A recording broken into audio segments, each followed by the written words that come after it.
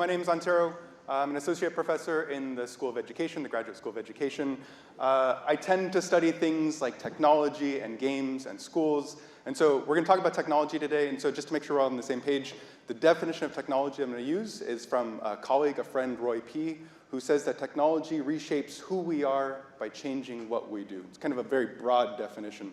And so what I want to start with is introducing you to the most disruptive, most profound form of educational technology that's shaped US schools over the past 100 years. It is the school bus. Raise your hand if you've been in a school bus. Just for the record, it's almost everybody, I think. I want to recognize that this is a form of technology, and is a form of technology in two different ways, right? There is the bus itself, this big metal yellow thing. You can't paint other vehicles the same color as a school bus. National School Bus Yellow, it's the name of the color. And there is the technology of busing, which I'll get into in a second. But the bus itself hasn't really changed in design in over 100 years. It's basically the same if you've been on the school bus. Whatever time you were on the school bus, it's kind of the same experience now. And so I want you to meet Kayla. Kayla is a kindergartner at the time that I was doing research with her. Kayla lives nearby in a working class community near Stanford. And every morning, Kayla gets on a school bus to go to a more wealthy, affluent district, also near Stanford. She gets on this bus with between 30 and 50 of her peers between kindergarten and 8th grade. And during that time, there's no food on the bus. There is no bathroom on the bus. We can think about what that time looks like for a student like Kayla. Kayla is one of more than 700,000 students in California alone who gets on buses and commutes every single day.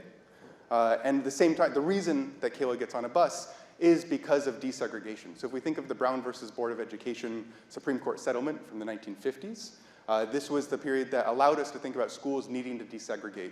And the ways that we did that is through busing. Busing is the technology of desegregation for US school systems, right? And so I want us to think about this as the kind of cognitive technology that allows schools to, quote unquote, move towards something of equity. Whether or not that's actually the case, read my book when it comes out around this. That's what we're getting to. At the same time that Brown v. Board happened is the same time that Dwight Eisenhower introduced the interstate system, right? The roads and freeways that we drive on today were happening concurrent to the form of desegregation that we're thinking about today. In introducing this, Eisenhower said, "We are pushing ahead with a great road program where we'll take the nation out of its antiquated shackles of secondary roads all over this country and give us the types of highways that we need. It will be a nation of great prosperity, but we'll be more than that. It will be a nation that is going ahead every day." And I want us to think about what do we mean about going ahead? Who gets to go ahead? And what are the personal costs for a student like Kayla? What's it mean for her to be on this bus every single day? So let's do a quick kind of accounting around this.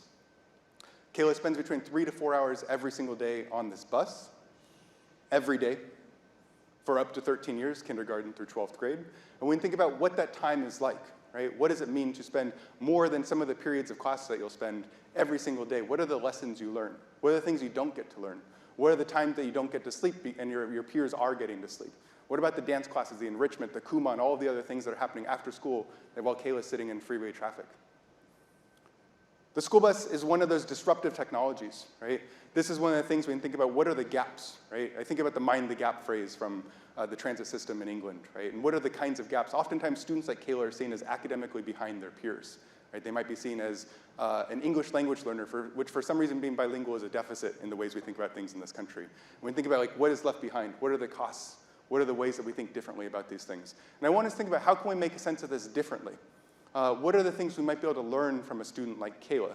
And so I've been thinking about this because a lot of what you see when you go on a bus, and I've spent a lot of time on the school bus, and I forced my graduate students to spend a lot of time on the school bus. It wasn't what they expected to do when they came to Stanford to get their Ph.D. But we spend a lot of time on this bus, and what you can see with your eyes very quickly is maybe there's bullying, right? Maybe there's boredom, maybe there's behavior issues. But what are other ways that we might be able to make sense of the things that are happening on the bus? And so I want to introduce you to the Pinard horn, because this has been the metaphor of how I've been thinking about this work. The Pinard horn was created by Adolphe Pinard at the turn of the century, about 50 years before the school bus. And the Pinard horn was essentially the way to non-invasively assess the health of fetuses in women as they were pregnant, right? And when you think about the ways that, rather than being more invasive, think about other kinds of ways, you can listen to and assess the growth, right? Rather than seeing, rather than feeling, you can hear, right? What are the ways we can use other kinds of senses to make sense of the world? Pinard's a very complicated figure, and our history of education in the US is also very complicated. In addition to saving countless lives with this innovation, he was also a leader of the French eugenics movement, and I think about that grappling of duality of what that identity means and using this metaphor today. So we asked Kayla, what can we learn? How can we think differently about sense making on this bus? And we gave Kayla and her peers a whole bunch of decibel meters, right? Just measure the sound. It's like a very quick way to think about citizen science on the bus. Turns out the bus is pretty loud. The students quickly helped us evaluate the sound. Turns out the front of the bus is the loudest. That's where the kindergartners and first graders sit, in case you're wondering. The middle of the bus is also pretty loud. That's where students tend to practice their rap lyrics together during parts of the bus. And we started thinking about the modality of this. We also calculated on this commute, right? This was an hour and 14-minute commute that day. Where is loudest on their journey? In general, it's just a loud journey in particular, right? And we can think about what that means, and what's it mean to take this data together? What's it mean to make sense of it collectively? As we were doing this, students like Kayla would question, why is this bus so loud? What's it mean? Why is the air quality so bad, right? What is this bus journey doing actually to my physical health, right? A lot of questions started coming up. A lot of ways that young people might be able to inform policy conversations. And so this allowed us to think about young people have a lot to say. This is a thing that we've heard a lot around other kinds of policy issues. And if we think about civil rights movements in general, they've often been youth-led in terms of who's in the forefront of leading our country towards more progressive change. And so I think about this because the other side of what I spend a lot of my time on is young people and civic identity. Right? And a lot of times when we think about young people, they do have a lot to say, but we don't tend to take their voices very seriously. We say, that's great, make sure you vote when you're old enough, if you're allowed to, but that's about it, right? We don't take young people's civic desires and civic identity very seriously in this country. Instead, we fill them with very basic kind of rote knowledge. Here's the three branches of government, right? Here's the basic kinds of information we need. We tend to worry about if they don't have this kind of basic knowledge, right? So the Secretary of Education at the time, Betsy DeVos, talked about our NAEP scores, the scores of academic progress, and worried about what was happening. The specific quote was, the results are stark and inexcusable. A quarter or more of America's 8th graders are what NAEP defines as below basic in US history, civics, and geography. In the real world, this means students don't know what the Lincoln-Douglas debates were about. Lincoln-Douglas debates are probably pretty important if we think about the legacy of chattel slavery in this country. I get that. I also think about what does that mean in terms of what does Kayla need right now? What does Kayla need in terms of the emerging world around her as we're in the precipice of going into a global pandemic while we're doing this field work, right? Right now, every day on that bus is a civic lesson, right? What are the ways that the imprint of American legacies of racism are shaping who Kayla is right now? And then there's a disruption. Right? And then Kayla stopped going on the bus for most of an academic year. Right? The same ways that people moved to shelter in place, those buses essentially stayed harbored in the bus depot for months and months and months. At a the decibel meter is very quiet if you were to measure the activity on the bus during that period. Where was Kayla during that period? Kayla was getting extra sleep. Kayla was in an environment with her family, but she was also geographically isolated from all of her peers because she was no longer riding a school bus.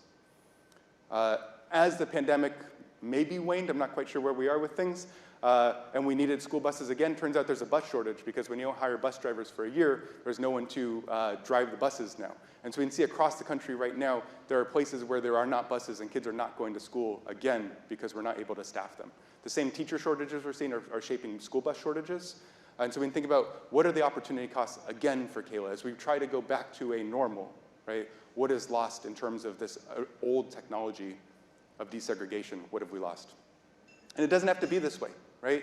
The obvious solution is just make the schools closer to Kayla better, but I also recognize that the obvious solution is a hard solution, and we've been trying to do that for over 100 years with not very much progress. But we can think about other kinds of technology. At the beginning of this academic year, you'd see lots of headlines like this one. It says, schools start new year in the hole after pandemic drives down test scores. And what a disappointing way to frame what schools look like, to assume we're in the hole after a year of a global pandemic, right? What are the lessons that students learned? What are the ways we might be able to make sense of this differently, right? Again, rather than see one kind of thing, what are the other kinds of sense making? What are the kinds of lessons a student like Kayla might have made at the time?